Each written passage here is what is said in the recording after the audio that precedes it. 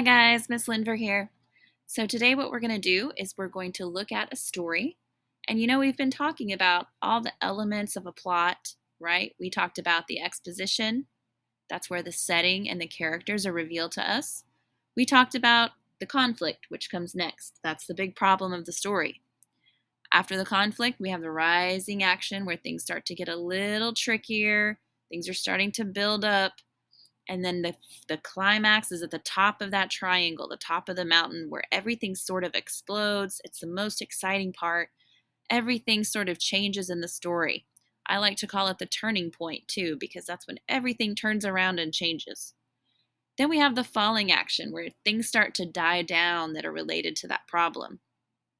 The problem starts to begin to be solved in the falling action. And then we have the resolution, where the character sort of looks back on the story and tries to learn a lesson from the event.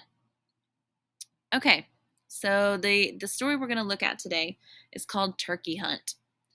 So I'm going to read it one time, and after I read it, I'm going to pick out my conflict. This is the easiest way to annotate for plot elements.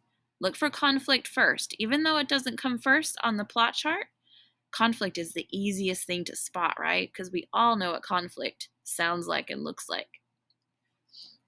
So let me get my highlighter ready. I'm going to go here to the top and press on my highlighter tool. The highlighter is now yellow. So I'm going to go ahead and read. After I read, I'm going to highlight. You know what? Let's do red because that's more of a conflict color. Okay, so I'm going to highlight my conflict red whenever I find it in the story. All right, so let's get started with the story. I want you guys to listen and follow along with me. See if you can pick out the conflict as I read. Charla excitedly tore the wrapping paper and pulled open the box. A camouflage jacket and pants were inside. It was a real turkey hunting outfit like her dad and her uncles wore. "Oh, David, you didn't," Charla's mother said with a slight smile. "Does this mean I get to go with you this year?" Charla asked her father eagerly. "Now that you're 12 years old," he responded, "it's time I took you on your first real turkey hunt." Of course, Charla wouldn't really be hunting. She would just tag along with the grown-up hunters, learning to track turkeys. In Charla's small town, turkey hunting was a strong tradition. Her relatives always talked about hunting, and Charla enjoyed a good turkey dinner. But this would be her first chance to join the hunt. The morning of the first hunt, Charla was up before dawn and dressed in her camouflage gear. Her father drove them into the woods where they would begin the hunt. First, there were some safety points to go over, like putting on orange hats so that the other hunters would spot them. Then there was a long, quiet walk deep into the forest where Charla's father had scouted some turkeys in the past. Sure enough, the turkeys were sleeping up in their favorite tree. Charla thought they looked so cute and cozy all huddled together. She felt bad that they had to sleep out in the open on such a cold day. "Dad, maybe we could build a coop and raise some turkeys right at home," she suggested. Charla's father shushed her as he quietly pulled out his turkey call and made gobbling noises. The turkeys began to stir, and so did Charla's heart. Suddenly, she didn't feel like eating turkey dinner ever again. She would have to think fast if she wanted to stop her father, whose rifle was already on his shoulder. "Ouch!" Charla called out, just as the first turkeys flew to the ground. Her father turned quickly to see Charla lying on the leafy ground. "Oh, my ankle!" she cried, trying to act hurt. The turkeys scattered at the noise, and Charla's dad set his rifle aside to look at her ankle. "I'm sorry, Dad," Charla explained. "I stepped back and tripped over that big root." With the turkey hunt ruined, the two walked slowly back to the truck without saying much. Charla remembered to limp on the ankle she had pretended to twist. Back at home, Charla declined the turkey meatballs out on her pasta dinner. Maybe turkey hunting just isn't for me after all," she confessed. Okay, so remember I said the problem of the story is usually the easiest to spot. And I think the problem starts to happen whenever Charla's father shushes her. Okay, so her father shushes her because She says, Dad, we could build a coop and raise some turkeys right at home, she suggested, but he didn't seem to like that. He didn't want her to be talking. He shushed her. So I think that's probably going to be the problem of the story. The dad is taking her hunting. Obviously, he wants to shoot turkeys, right?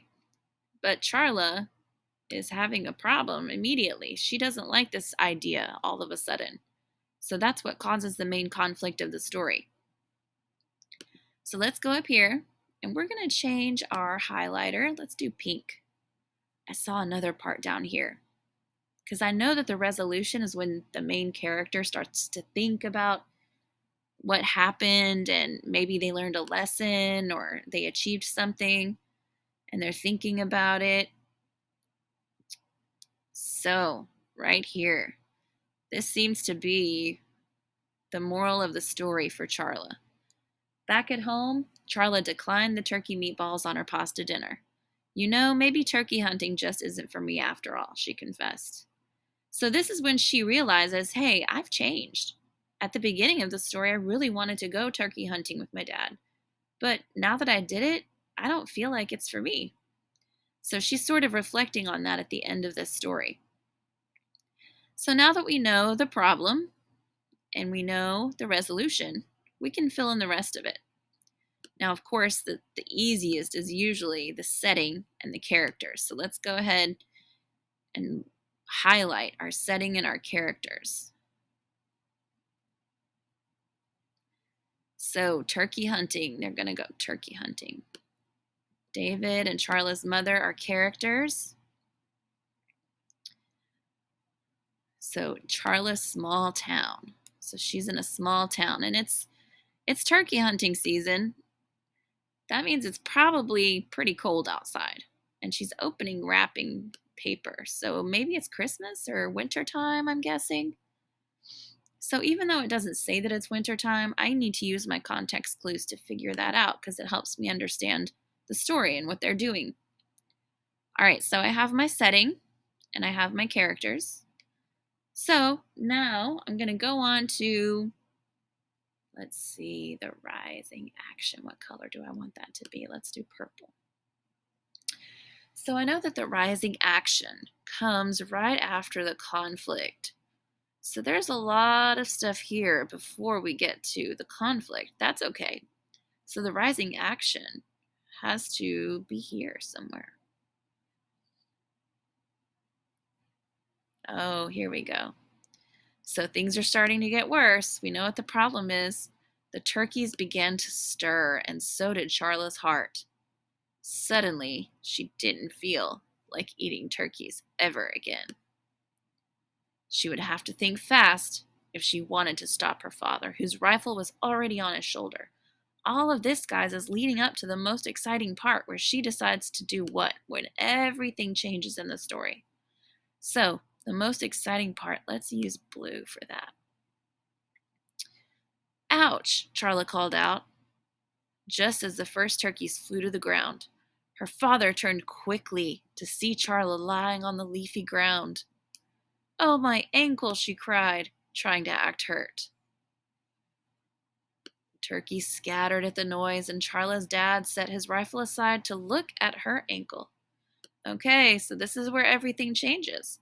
Charla makes a decision, and she tries to basically fake it so that they could leave. So there is our most exciting part, our climax. So after climax, we have falling action. So this is it right here. She says, I'm so sorry, Dad. And she sort of tries to pretend like she's really hurt. Yeah, let's use green for this. So I want you to use different color highlighters for all of your different story elements. I'm sorry, Dad, Charla explained. I stepped back and tripped over that big root. With the turkey hunt ruined, the two walked slowly back to the truck without saying a word. Charla remembered to limp on the ankle she had pretended to twist. Okay, so I have all my parts. I have my setting, my exposition, right, is the characters and the setting. And then I have right here the problem or the conflict. Then I have right here the rising action. And then I have in blue the climax at the top. Then I have down here the falling action, where everything starts to sort of die down. And then the lesson that the character learned, right? How the character has changed. She's reflecting on her decision. All right, guys, so that is how you annotate for the plot elements. So now what I want you to do is do the same thing in your story. You're going to read a story called The Envelope. So you're going to highlight first for the problem. So read it all through one time without doing any highlighting. And then go back and highlight the problem and then work from there. Okay, if you see things that you definitely know are part of the exposition or the resolution, remember those after you read the first time and you can always go back to them. But I do want you to highlight the problem first, and that's in the middle of the story sometimes, or maybe even toward the end, like in this one. We have a lot of things going on here before we even get to the problem or the conflict. And that's okay. They spent a lot of time on the setting and the characters, and that's okay. But we really need to pay attention to that conflict, because without conflict, we don't have a story. Conflict is the most important part of any story. Okay, so go ahead and get started. You're going to read the envelope, however you want to say it, and then we're going to look at it together after you're done, and you're going to answer some questions so that I know that you mastered this task.